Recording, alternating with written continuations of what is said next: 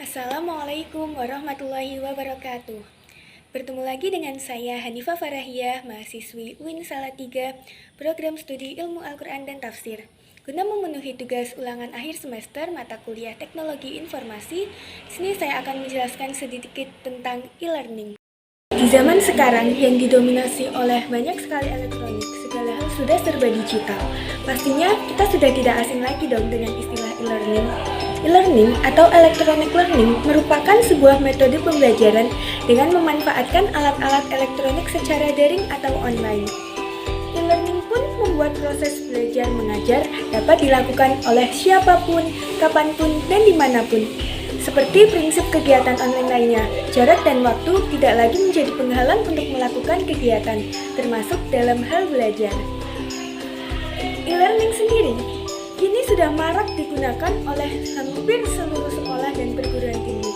Selain karena berubahnya zaman menjadi serba digital, situasi belakangan ini, di mana adanya pandemi COVID-19 terjadi di seluruh dunia, menuntut kita untuk melakukan segala hal secara online. Untuk mengetahui lebih lanjut mengenai e-learning, mari kita bahas tentang pengertian e-learning, sejarah e-learning, bagaimana karakteristiknya, jenis-jenisnya, serta kelebihan dan kekurangan e-learning. Apa itu e-learning? E-learning terdiri dari dua kata, yakni electronic dan learning. Pengertian dari e-learning secara harfiah, yakni sistem pembelajaran menggunakan elektronik atau proses mengajar dan belajar yang dilakukan daring atau online.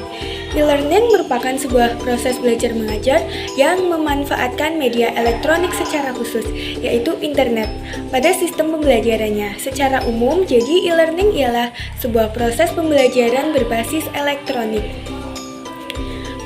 Materi yang disajikan e-learning itu dapat berupa teks yang dibentuk dalam format dokumen, berbentuk video pembelajaran, berbentuk audio atau suara penjelasan saja.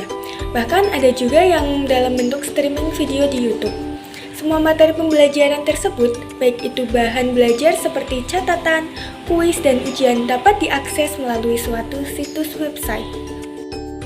Sejarah e-learning. Bagaimana sih asal-usulnya e-learning? E-learning diperkenalkan pertama kali oleh Universitas Illinois yang berlokasi di Urbana-Champaign. Universitas Illinois memperkenalkan e-learning yang menggunakan komputer yang disebut Plato dalam sistem instruksi berbasis komputer atau Computer Assisted Instruction.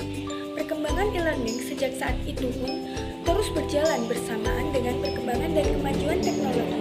Di tahun 1990, era Computer Based Training atau CBT pun dimulai, di mana banyak bermunculan aplikasi e-learning yang menggunakan PC standalone atau dikemas dalam bentuk CD-ROM. Materi yang disajikan pun dapat berupa tulisan atau multimedia, seperti audio dan video. Hingga pada tahun 1994, Computer Based Training atau CBT terus diterima oleh masyarakat luas. Oleh sebab itu, CBT pun mulai hadir dalam beberapa bentuk paket yang lebih menarik dan mulai diproduksi secara masif. Di tahun 1997, hadir Learning Management System atau LMS. LMS ini hadir beriringan dengan perkembangan teknologi internet, di mana masyarakat dunia mulai beralih menggunakan internet. Di masa itu pula, masyarakat mulai merasakan kebutuhan akan informasi yang bisa didapatkan dengan cepat sebagai sebuah kebutuhan yang mutlak, di mana memungkinkan lokasi dan jarak tidak lagi menjadi penghalang. Sehingga karena kebutuhan itulah Learning Management System pun hadir. Perkembangan LMS ini semakin pesat, kemudian memunculkan sebuah pemikiran standar baru yang dapat mengatasi masalah interoperabilitas yang terjadi antar LMS satu dengan yang lainnya. Dan tahun 1999 pun dinyatakan sebagai tahun lahirnya aplikasi e-learning berbasis website. Perkembangan Learning Management System atau LMS ini menjadi aplikasi e-learning berbasis website merupakan perkembangan yang secara total mengubah sistem pembelajaran dan administrasi belajar mengajar. LMS pun mulai dikombinasikan dengan majalah, surat kabar, dan situs-situs informasi lainnya. Kemudian kita masuk ke karakteristik e-learning. E-learning memiliki beberapa karakteristik yang terbentuk dari sistem pelaksanaannya. Karakteristik yang pertama, ialah memanfaatkan media digital dan jasa teknologi elektronik. Karakteristik e-learning yang kedua ialah materi pembelajaran ini dapat diakses oleh para peserta didik atau pendidik kapanpun dan dimanapun. Karakteristik e-learning yang ketiga ialah e-learning memungkinkan untuk membuat kurikulum, memanfaatkan jadwal pembelajaran, juga membuat sistem administrasi pendidikan yang dapat diakses setiap saat melalui jaringan komputer. Dan kita masuk ke kekurangan dan kelebihan e-learning. Setiap hal pasti mempunyai kelebihan dan kekurangan. Jadi, apa aja sih kelebihannya atau manfaat dari e-learning? Nah, yang pertama, e-learning itu menghemat biaya. E-learning memungkinkan proses belajar mengajar dilakukan dimanapun dan kapanpun.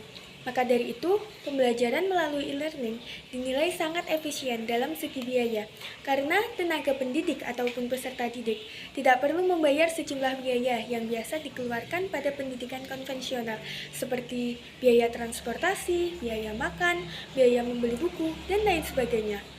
Modal atau biaya yang harus dikeluarkan untuk kebutuhan e-learning hanya berupa gawai atau gadget yang harus tentunya mumpuni dan juga biaya internet.